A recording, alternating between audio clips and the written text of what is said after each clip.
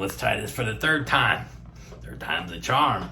So I gave a lesson, don't mind me, I just did a reel. So I want everybody to stop thinking and talking modally.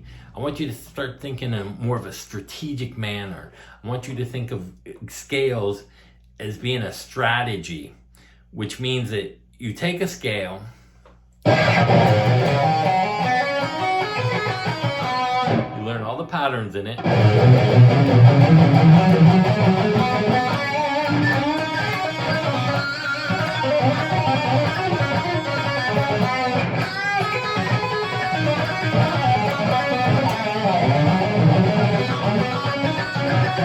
you learn a bunch of patterns.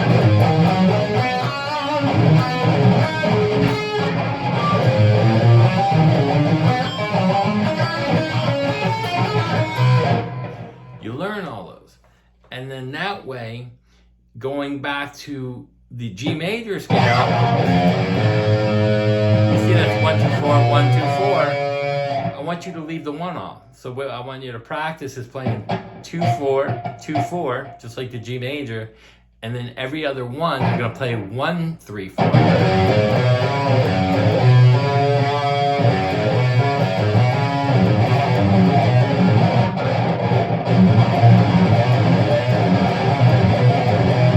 So that you get used to moving your fingers.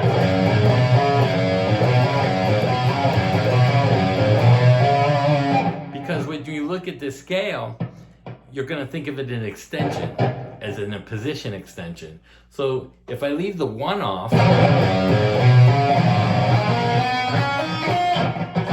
here's the full scale. Whoops. That's the full scale. Now we're going to leave the first finger off. Now you see I played it with the same fingering, but I left the first finger off. So now if I play with the first finger and the third finger,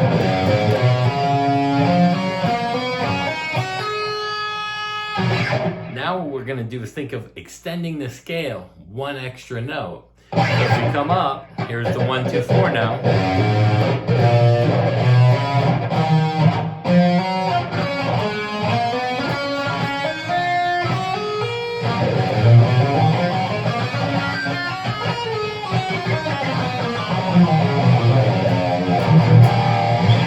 We're just extending the scale. Wow, that's real ballsy today. I don't know. Might be the pickups in here. So think of it extensions as a strategic move. So that way you practice your fingerings and get used to manipulating your fingers into a position. So now you can switch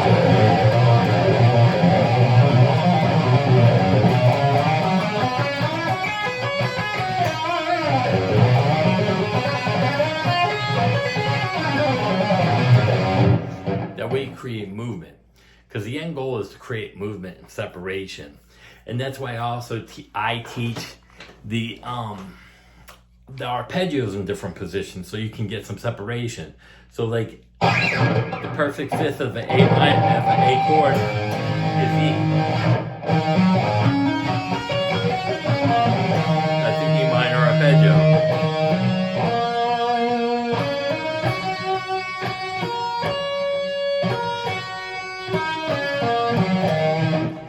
Same exact pattern up here, starting off the A, is an A minor.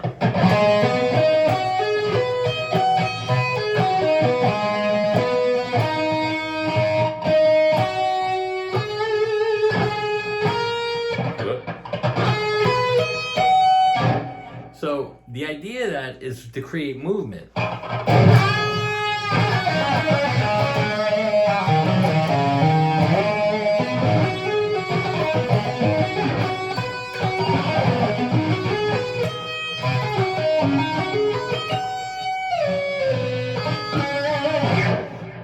So now you're creating movement, and then you have A minor here.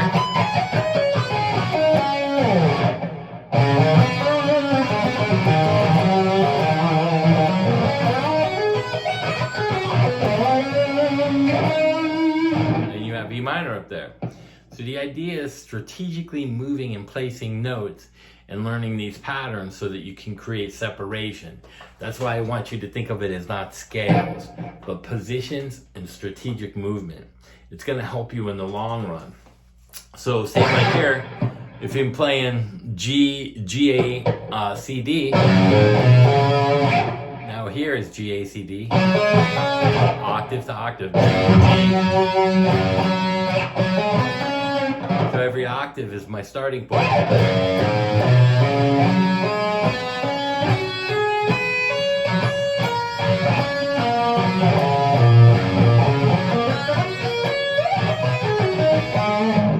So there's a triad using octaves and then sliding up into the A minor arpeggio and then go back to A minor.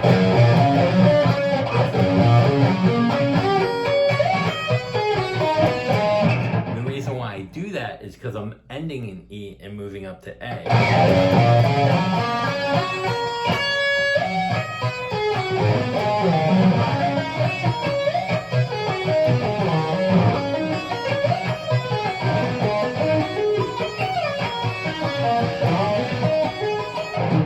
Practice it like that, but that's going to give you a lot of separation and get you used to moving from E to A and A to E.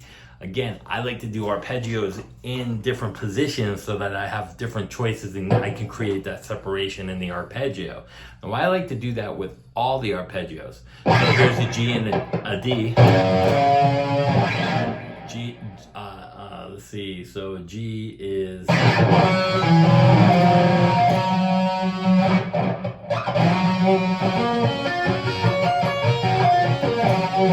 so I use that to find the octave.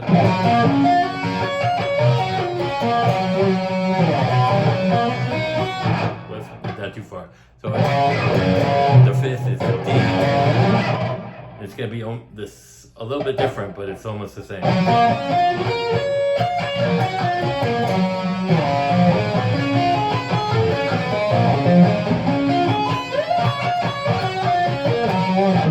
So you can hear that separation and how well those arpeggios fit well together. So think of the chords as positions too. So you're positioning the way you write.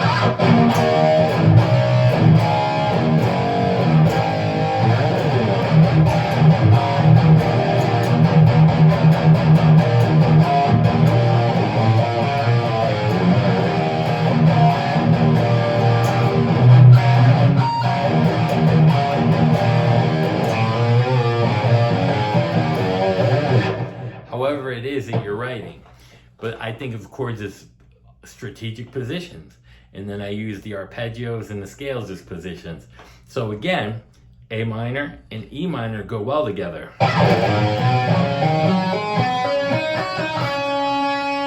minor, the back side of it.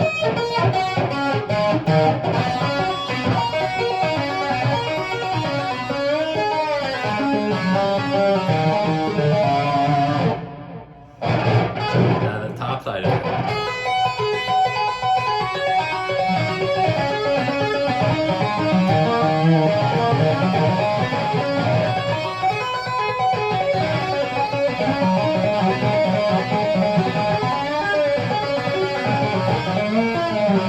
So I'm playing out of A and E minor positions.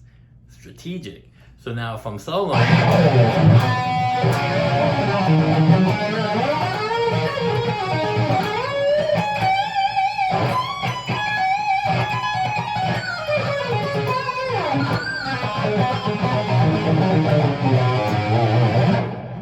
so I'm using the positions using the fifth as a resolve and going up and down to maneuver my positions. See how that works? So it's an easy way to keep in mind strategically to get the movement that you're looking for. So there's a different couple ways to practice that. Like I said, think of an extension in your scales.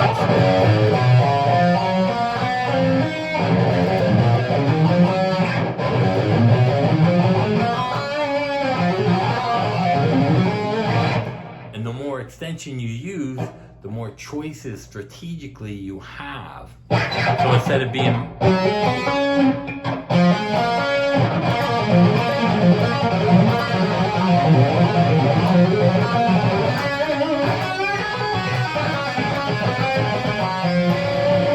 so now I'm adding that extra note from here.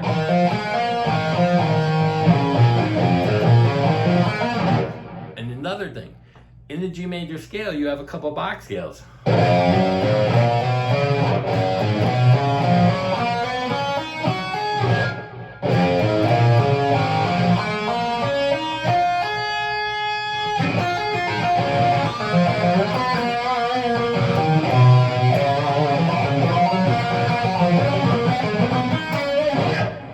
Again, extension, knowing your scales so you can move them around and create a lot of different sound, tonality, and originality at the same time. So I hope this kind of helps you out and gives you a better understanding of what they're talking about as far as modes that they should never use. Think of scales, I don't even like the word scale.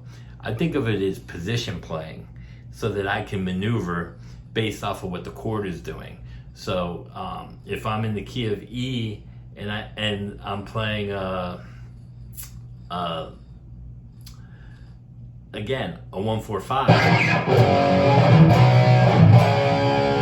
my relative minor is E.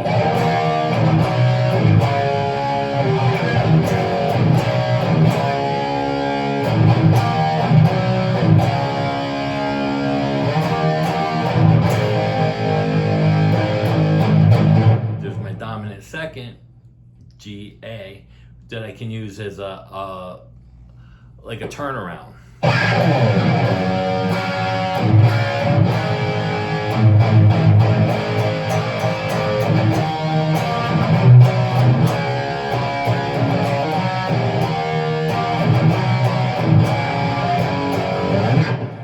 It's all about positioning so that you can get to the next chord to create a good sound, tonality to an ear.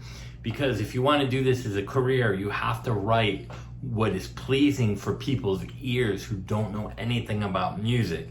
That's why guys like, not to take anything away from CC DeVille because he's a great songwriter, but his lead playing lacks. So it's not always about how good you are. It's about how well you place things strategically to make people enjoy a tonality to the ear. That's one of the best musical advice things that I ever learned as a youngster. Not everybody is a technical player, but everybody enjoys music. And a lot of people have tone deaf ears. So you have to make it and trick them into hearing what sounds good. And as musicians, that's our job. I mean, now if you want to do it on a creative level and never make money at it, you can play whatever you want. But again, you will be limited. But if you create pleasing chord progressions and tonality and the way you move and your choice of notes, like I was showing you.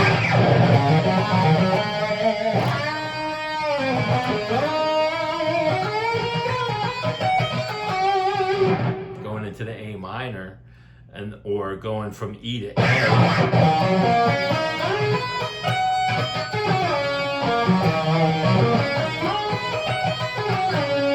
Or all the way up. And then halfway and slide back. That's all you preference. But this is a good building block for you to understand how movement works and strategic playing comes into play. That's why a lot of people, they're great players, but they don't sound good putting and connecting everything together because they think of it not musical. I think of it strategic playing. All right. I hope that helps you guys. Peace out. And there's a reels up.